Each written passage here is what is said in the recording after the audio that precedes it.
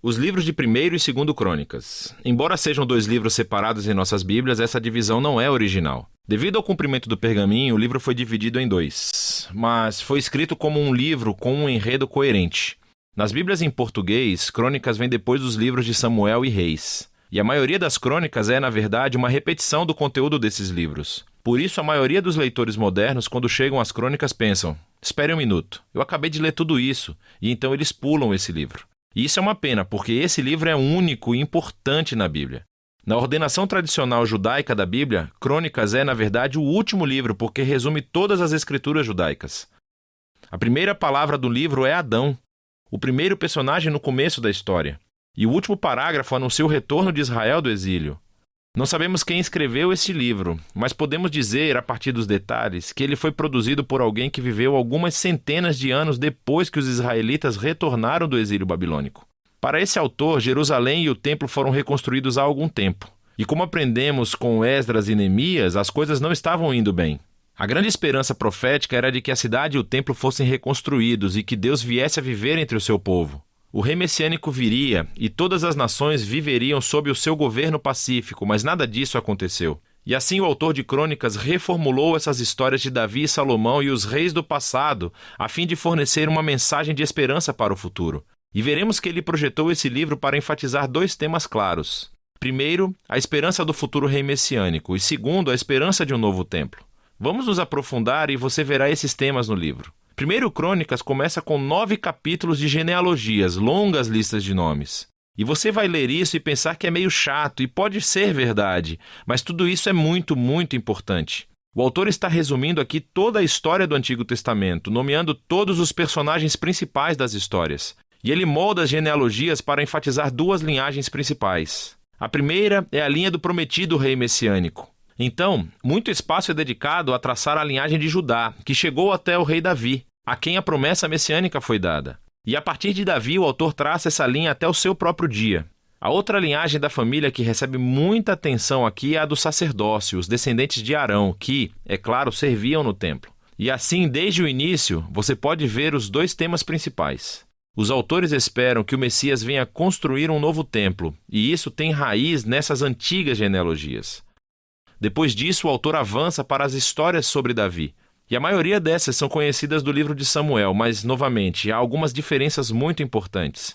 Primeiro de tudo, o autor deixa de fora todas as histórias negativas sobre Davi, onde ele é retratado como fraco ou imoral. Por exemplo, quando Saul perseguiu Davi pelo deserto, ou a história do adultério de Davi com Batseba, seguida pelo assassinato do marido dela. Essas ficam de fora.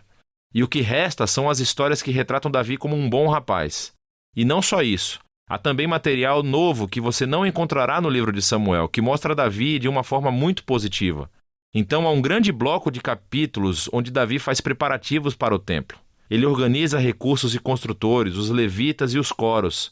E não apenas isso, o autor também retrata Davi como uma figura semelhante a Moisés.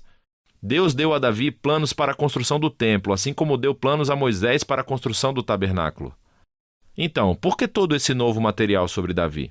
Tentando esconder as falhas de Davi, ele sabe que qualquer um pode ler sobre elas no livro de Samuel. Em vez disso, ele está tentando retratar Davi como o rei ideal, a fim de fazer dele uma imagem, um tipo de futuro Messias da linhagem de Davi. É muito semelhante à maneira como Jeremias ou Ezequiel falaram do futuro Messias como um novo Davi. E isso fica mais claro em como o autor reconta a história da promessa da aliança de Deus a Davi em 1 Crônicas 17. Ao comparar a história com seu paralelo em 2 Samuel 7, você verá que o autor das crônicas está destacando que nem Davi, nem Salomão, nem nenhum dos reis de sua linhagem era um rei messiânico. E quando o Messias vier, ele será um rei como Davi. E assim, para esse autor, as histórias sobre Davi do passado são o que sustentam a sua esperança para o futuro. Depois que Davi morre, passamos para a 2ª crônica, que se concentra nos reis que moravam em Jerusalém.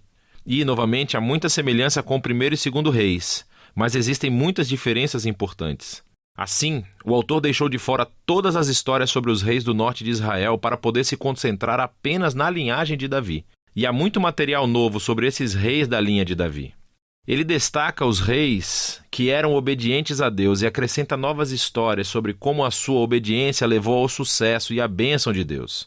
Mas ele também adiciona novas histórias sobre reis que foram infiéis a Deus. eles não seguiram a Torá e levaram Israel a adorar ídolos. E esses reis enfrentaram consequências terríveis que levaram ao exílio de Israel, uma bagunça que eles mesmos criaram. E assim, toda essa sessão se torna uma série de estudos de caráter, onde o autor quer que gerações posteriores de israelitas aprendam com a sua história familiar. E assim tornem-se fiéis ao seu Deus e à Torá. Agora, a conclusão do livro também é realmente única. No final do livro, o rei dos persas é Ciro. E ele diz aos israelitas que eles podem voltar para casa, retornar do exílio, reconstruir a cidade e o templo. E ele diz na última linha do livro: quem quer que esteja no meio de todo o seu povo, que o Senhor, seu Deus, esteja com ele, e que ele suba. E é assim que termina o livro, com uma frase incompleta. Agora, é claro, o autor sabe sobre o primeiro retorno do exílio e as histórias de Esdras e Neemias. Mas claramente, em sua opinião, as esperanças proféticas de Israel não foram cumpridas nesses eventos. E assim, esse final incompleto mostra que a esperança do autor está em outro retorno do exílio. Quando o Messias vier finalmente reconstruir o templo e restaurar o povo de Deus. E assim, o livro das Crônicas, o livro final das Escrituras judaicas, termina direcionando o leitor para o futuro. Ele chama o povo de Deus para olhar para trás, a fim de olhar para a frente, porque o passado se tornou a fonte de esperança para o futuro. Assim, Crônicas conclui o Antigo Testamento como uma história em busca de um final, e é disso que se trata esse livro.